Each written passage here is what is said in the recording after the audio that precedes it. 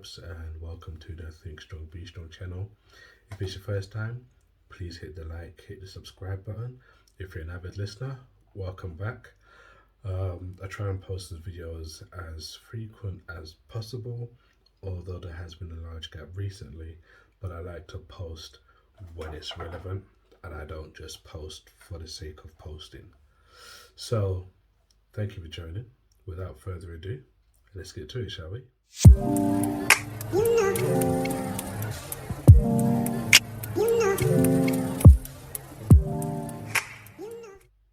Hi guys, welcome back.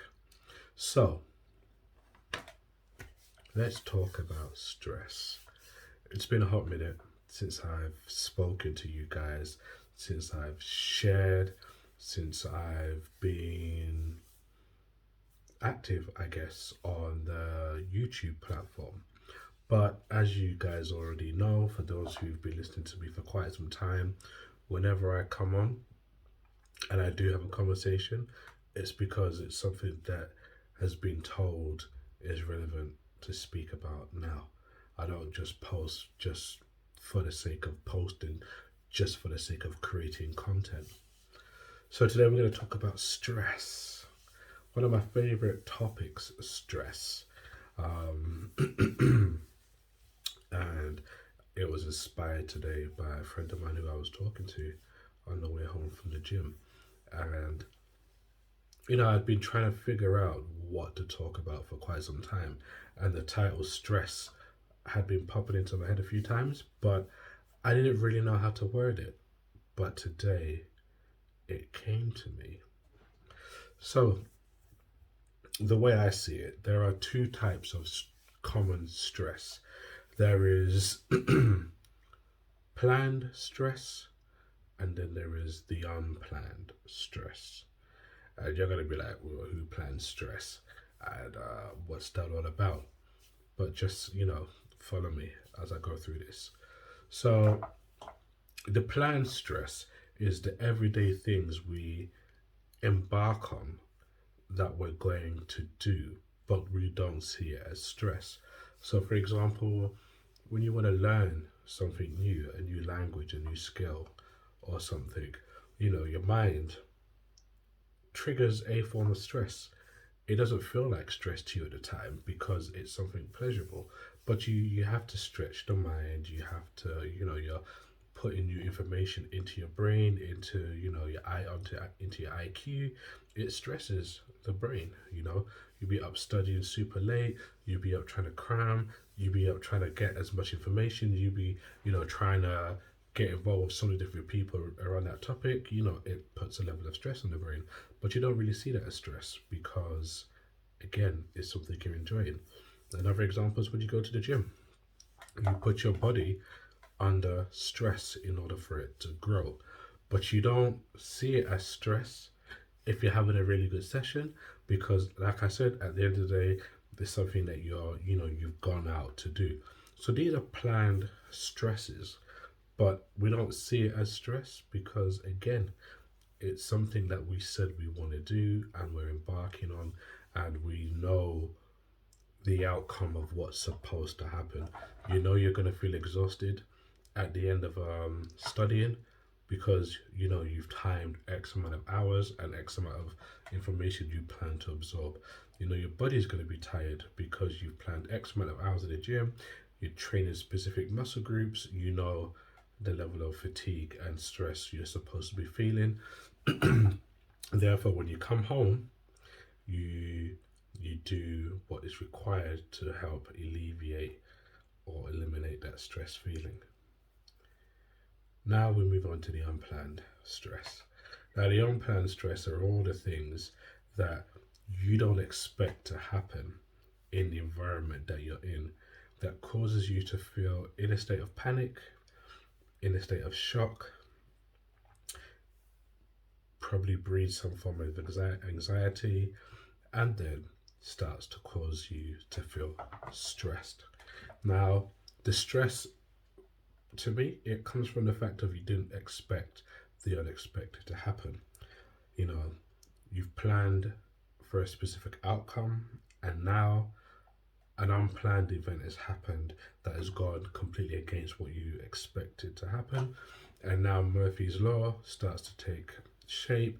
Anything that can happen will happen, or in this situation, anything that can go wrong will go wrong, and you don't quite know how to handle it. So you're in a state of panic, which then, mentally.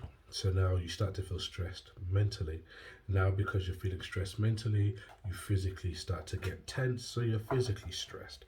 And then you're trying to figure out why can't you find an answer to this. And it feels like everything else is closing on you. Emotionally, you get stressed. And this is what majority of us call stressed. And we react in a way that is completely, it just makes things worse, right? This is the unplanned stress. Now, you can't eliminate stress from your life, because whether we like it or not, it's a part of the process of life. There are going to be some circumstances which you think you're on top of, and then unexpected will happen, which will put you in different mental, emotional states, which will then conclude to stress. And then there are going to be some things that you plan to happen, and it's going to cause an element of stress too. But because you planned it and it's going the way you want, you don't see it as stressful. But the point that I'm trying to make is stress is going to be part of your life, a part of the day-to-day process, a part of things regardless. So the aim is not to eliminate stress, but to find ways to handle stress. And I like to say, you need a place to offset your stress. Different channels and avenues to offset your stress. Now, one of them could be having that one or two people, that one person or two people that you could always go and talk to and just talk out how stressful your day was, and then, after the conversation, you feel better. You either feel a bit better or you feel completely better. That's normally one of the common practices that we do. We always have that one person. But I'm going to go ahead and encourage you to have more than one outlet, or more than one system to offset your stress. Like, have a plan, a backup for your backup. So have many backups for your backup.